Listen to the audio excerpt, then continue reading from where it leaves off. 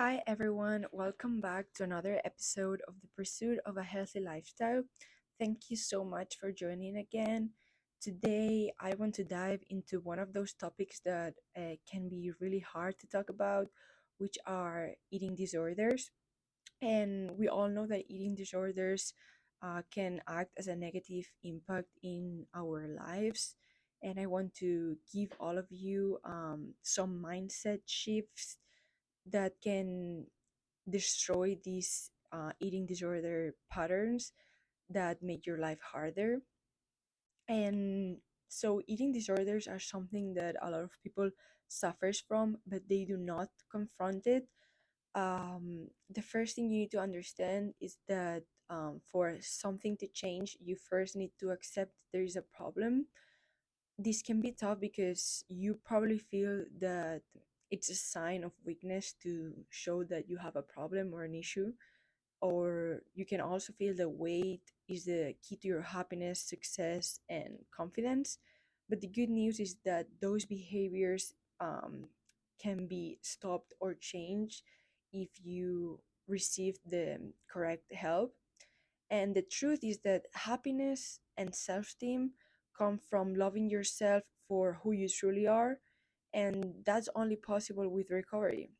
And so, what I want to talk about is what are the first steps of this recovery. And this recovery, it involves learning how to listen to your feelings, listen to your body, accepting yourself, and loving yourself. Uh, in my case, from personal experience, I experienced eating disorders, but not in a way that I wouldn't eat. I would eat and then feel guilty about it, and I kept it to myself.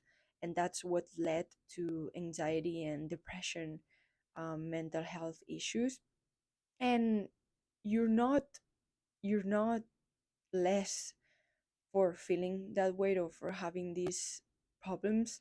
The only thing you need to understand is that you need to find a way to recover from it. And it's super important to understand that you're not alone, that there's many ways to receive support and guidance that can lead you to break free from those destructive patterns. And this guidance and help um, will will help you achieve regain your health and find joy in life again.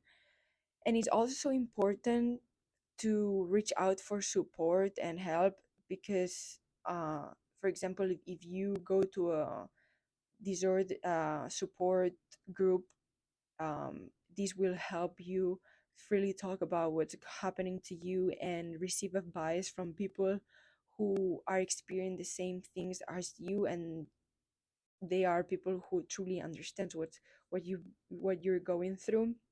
It is also crucial to talk to an expert, like a doctor or therapist, regularly because unfortunately it takes time to recover. You need to be patient and understand that with the correct support and guidance, you will get better.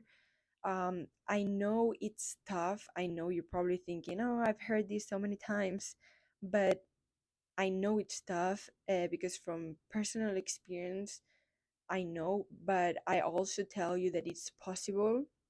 Another thing to understand is that during the recovery process, you can encounter situations where you feel you're going backwards, but that's okay. Learning new ways to cope with emotional pain and rediscovering who you are beyond your eating habits, weight, and body image is also part of the process. So don't feel bad with yourself if in situations you don't feel you're strong enough to continue, because it's totally normal.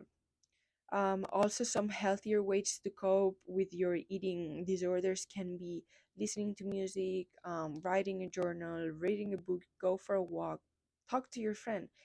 You need to find something that is going to help you, um, to help your mind occupied from those negative thoughts that increase your eating disorders. It is also important to create a balance with food. You need to stop being rigid with your diet.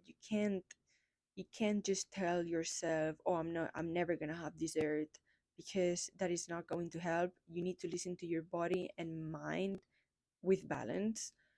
Um, and the most important tip that I have for you today is that you need to learn how to love yourself as who you are. Placing too much importance on how you look leads to low self-esteem and insecurity. And to learn to see yourself in a positive way, you can make a list of your positive qualities of yourself. Stop body checking, stop comparing yourself to others, and create positive messages every day, such as going to your mirror in the morning and telling yourself, you look great, and repeat it. You seem very happy today.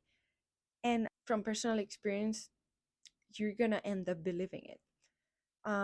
In this episode, I gave you guidance on a topic that is very hard to talk about, but it's important to understand that to make a change, you need to step out of your comfort zone and try to break those patterns that have a negative impact in your life.